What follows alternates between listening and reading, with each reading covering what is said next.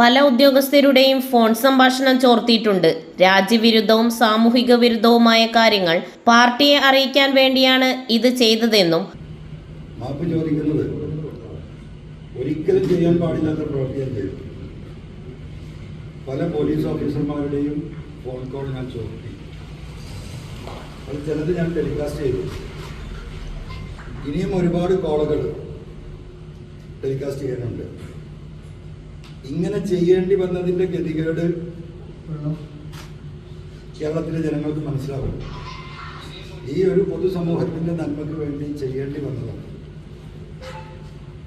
ഈ കള്ള ഗ്രൂപ്പിൻ്റെ യഥാർത്ഥത്തിൽ പറഞ്ഞാൽ പക്ക ക്രിമിനൽസിൻ്റെ ഈ നാടിനെ സംരക്ഷിക്കാൻ, ജനങ്ങളുടെ ജീവനും സ്വത്തിനും സംരക്ഷണം, ഈ നാടിൻ്റെ ആഭ്യന്തര സുരക്ഷിതത്വം ഉറപ്പുവരുത്താൻ വിശ്വസിച്ച് ഗവൺമെൻറ് ഏൽപ്പിച്ച ഉത്തരവാദിത്തപ്പെട്ട ചില ഓഫീസർമാർ നടത്തിക്കൊണ്ടിരിക്കുന്ന രാജ്യവിരുദ്ധമായ, ദേശവിരുദ്ധമായ, സാമൂഹിക വിരുദ്ധമായ അവരുടെ പ്രവർത്തികൾ ജനങ്ങളെ, സർക്കാരിനെ, എൻ്റെ പാർട്ടിയെ ബോധ്യപ്പെടുത്താൻ ഇതല്ലാത്ത ഒരു മാർഗവും എൻ്റെ മുമ്പിലില്ലാത്തതുകൊണ്ടാണ് ഈ ഫോൺ കോളുകൾ ചോർത്തി ജനങ്ങളുടെ മുമ്പിൽ എത്തിക്കേണ്ടി വന്നത്.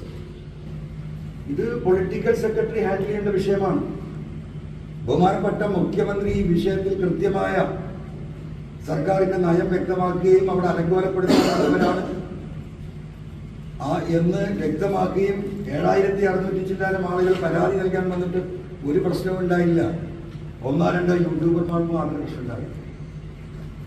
അപ്പോൾ ഇതിൽ നിന്ന് തന്നെ നിങ്ങൾക്ക് മനസ്സിലാക്കും, ബഹുമാനപ്പെട്ട മുഖ്യമന്ത്രി പറയുന്നതിനപ്പുറം മുഖ്യമന്ത്രി പറയുന്ന കാര്യങ്ങൾ കൃത്യമായി ന്യായമായി ഉൾക്കൊള്ളാതെ ഈ ഗവൺമെന്റിനെയും ഈ പാർട്ടിയെയും ഇല്ലായ്മ ചെയ്യാൻ പ്രവർത്തിക്കുന്ന ഒരു ഗ്രൂപ്പാണ് എം.ആർ. അജിത് കുമാറിന്റെ ഒപ്പമുള്ള കേരളത്തിലെ പോലീസിലെ ഒരു വിഭാഗം എന്ന് നിങ്ങളെ ശ്രദ്ധയിൽപ്പെടുത്താൻ വേണ്ടിയിട്ടാണ് ഞാൻ ഈ കാര്യം ആദ്യമായി സൂചിപ്പിക്കുന്നത്. ഇപ്പൊ ഇവിടെ ഇരിക്കുന്ന പോലീസ് സൂപ്രണ്ട് ശശിധരൻ, നിങ്ങൾക്കറിയാം, നവകേരള സദസ്സ് മലപ്പുറം ജില്ലയിലേക്ക് കടന്നു വന്നു.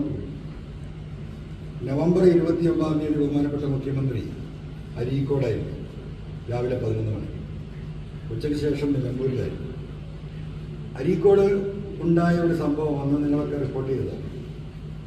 അവിടെ ഈ നവകേരള സദസ്സിനെ അലങ്കോലപ്പെടുത്താൻ ചില യൂട്യൂബർമാർ അവിടെ കടന്നു വന്നു. അവർ ചില പ്രശ്നങ്ങളുണ്ടാക്കി. അവിടെ വന്ന ആളുകളുമായി വാക്കേറ്റമുണ്ടായി. ഇതെല്ലാം കണ്ട് നോക്കി നിന്ന പോലീസ് അപ്പുറത്തുണ്ട്. പോലീസ് ആ വിഷയത്തിൽ ഇടപെട്ടില്ല.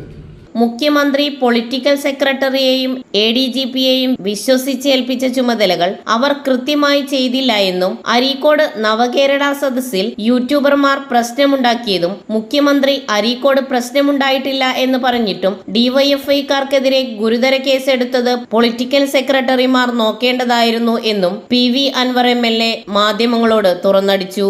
ന്യൂസ് 99 മലപ്പുറം.